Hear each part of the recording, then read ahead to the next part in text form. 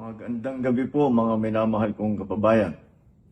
Ako'y nais magbigay ng isang statement tungkol sa mga pangyayari sa Senado ngayong gabing ito. Mga 2 oras kalahati ko na minomonitor ang sitwasyon. At nung una kong nabalitaan na naputukan, ay ang una kong tinawagan ay si Sec. John Vic Remulla ng DILG. At tinanong ko, magpa-report ka sa mga pulis na nandun na kung may nangyari, kung meron silang ginawa. At tapos ang sunod na tawag ko naman ay sa NBI. At tinanong ko sa mga NBI at kay Director Matibag, kayo ba ay pumasok sa Senado? Sabi niya, wala kang instruction. Ang sabi sa akin, wala kang instruction, sir.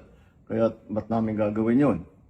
Kaya masasabi ko sa ating mga kababayan, yung nakikita po ninyo na naka-uniforme sa loob, sa mga sa news, ang mga naka-uniforme doon, 2 klase. Yung PNP, police, na naka-duty sa Senado.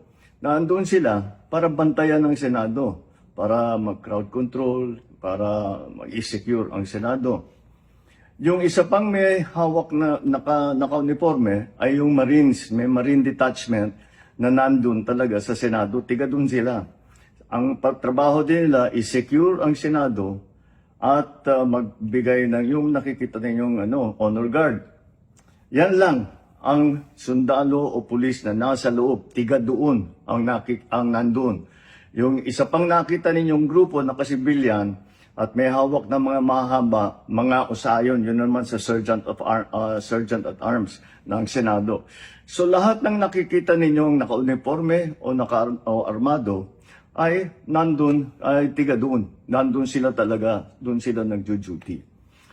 At isa pa ay nais kong maibida sa inyong lahat, wala pong instruction kahit na kanino na hulihin si Senator Bato.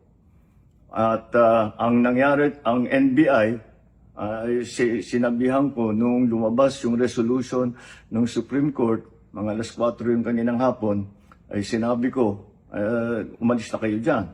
Nag-comply naman sila.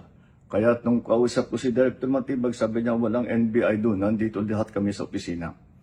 At ayun po, ay dahil kong mapaalam na sa lahat ng ating mga kababayan, itong pangyayari na ito, ay tayo maging kalma lang po. Nakausap ko na si Senate President Alan Cayetano at nag-agree kami. We agree that the thing to do now is to tell our people all to calm down. And we will get to the bottom of this. Alamin natin kung sino ang gumawa nitong gulo na ito. Ito ba ay talagang nagka-inkwentro lang? O ito ba ay may kasama sa mga distab? O nagsusimula ng gulo? Kailangan po natin malaman yan. Kaya mag-iimbestiga sabay ang Senado at saka ang PNP tungkol dito. Masasabi ko lang at para hindi po mag-alala ang taong bayan, hindi po gobyerno ang gumawa nito. Walang pumasok na tigalabas na sundalo, na militar, na NBI sa Senado. Hindi po natin alam kung sino yun na sumubok na pumasok at saka dahil doon ay nagkaputukan. Aalamin po natin. At kinukuha po natin, kinukulikta natin ngayon lahat ng ebidensya na nandiyan. Maraming salamat po. Kalma lang po. Asahan ninyo yung gobyerno po ninyo. Hindi gagawin ito.